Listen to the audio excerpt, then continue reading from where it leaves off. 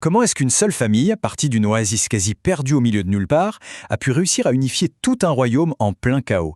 Et pas seulement ça, mais fonder une dynastie qui, aujourd'hui encore, est sur le trône. C'est l'histoire absolument incroyable de l'ascension de la dynastie alawite, une véritable épopée qui s'est écrite, dans le feu et dans le sang.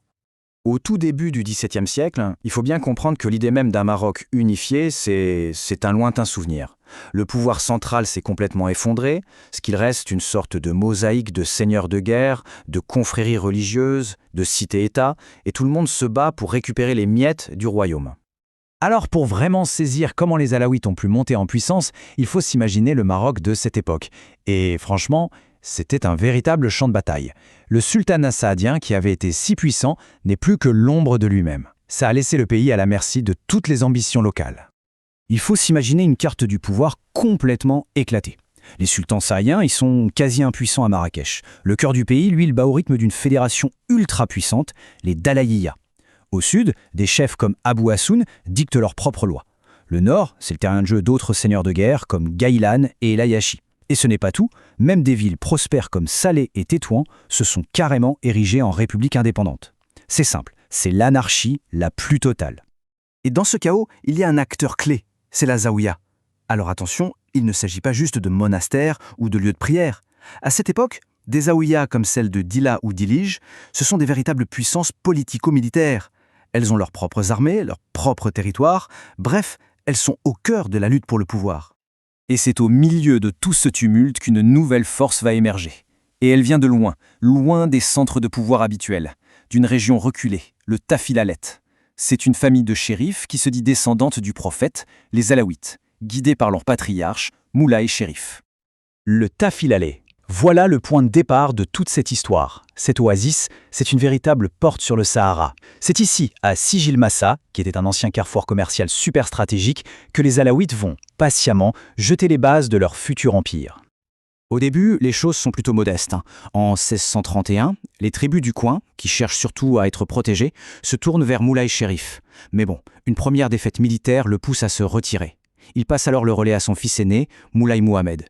Et c'est lui qui, avec beaucoup de patience et de stratégie, va commencer à étendre l'influence de la famille. Il pose, en quelque sorte, les premières pierres de la future puissance alaouite. Mais voilà, comme dans toutes les grandes sagas, l'histoire de cette dynastie va prendre un tournant dramatique.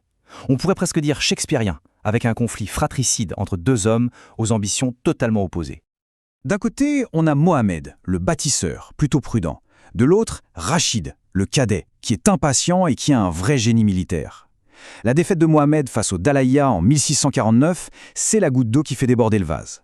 Rachid, qui est furieux, quitte le fief familial. Il est convaincu qu'il peut faire bien mieux. Il part donc chercher fortune et alliés pour tracer sa propre voie. Et c'est là que l'histoire commence à flirter avec la légende. Parce que pour financer son ambition qui est juste démesurée, Rachid aurait réalisé un coup d'éclat spectaculaire.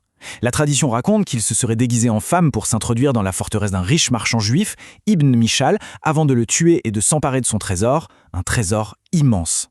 Alors, mythe ou réalité ? Peu importe, ce coup de poker lui donne les moyens de lever une armée et de défier ouvertement son propre frère. L'affrontement est maintenant inévitable. Le 3 août 1664, dans la plaine de Langhad, les armées des deux frères se font face.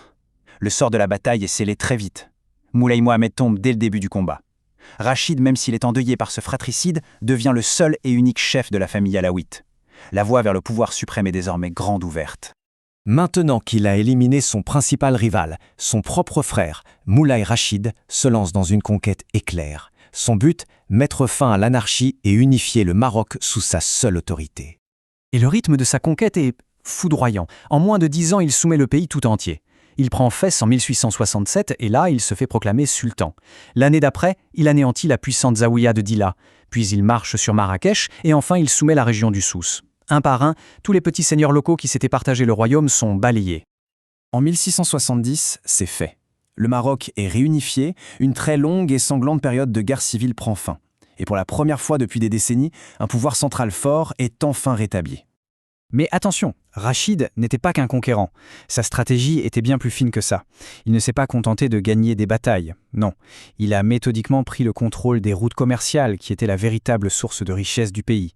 Il a brisé le pouvoir politique des Aouïas pour que l'autorité, religieuse et temporelle, soit de nouveau concentrée entre les mains du sultan. En bref, il a reconstruit l'État marocain sur des bases solides et durables. L'œuvre de Moulay Rachid, ce n'est pas juste une conquête, c'est la véritable fondation d'une dynastie durable, celle-là même qui règne sur le Maroc aujourd'hui. Mais le destin, parfois, est cruel. Après avoir accompli tant de choses en si peu de temps, l'ascension fulgurante de Moulay Rachid s'arrête net. Il meurt bien trop tôt, à seulement 42 ans, victime d'un accident de cheval à Marrakech en 1672.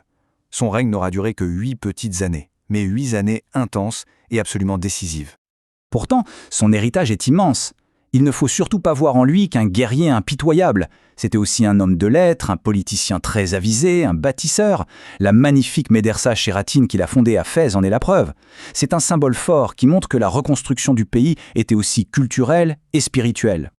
La mort d'un souverain aussi puissant aurait très bien pu replonger le pays dans le chaos. Mais c'est là qu'on mesure toute la solidité de son œuvre. La succession se fait sans le moindre problème. Son demi-frère, qui était gouverneur de Meknès, Moulay Ismaïl, est immédiatement proclamé sultan. La dynastie est maintenant assez forte pour survivre à son fondateur. Donc voilà, Moulay Rachid a unifié le royaume. Il a mis fin à l'anarchie. Il lègue à son frère un pays pacifié avec un pouvoir centralisé. La grande question maintenant, c'est de savoir ce que Moulay Ismaïl, qui aura l'un des plus grands règnes de l'histoire du Maroc, va faire de cet héritage. Comment va-t-il transformer ce royaume en un véritable empire ?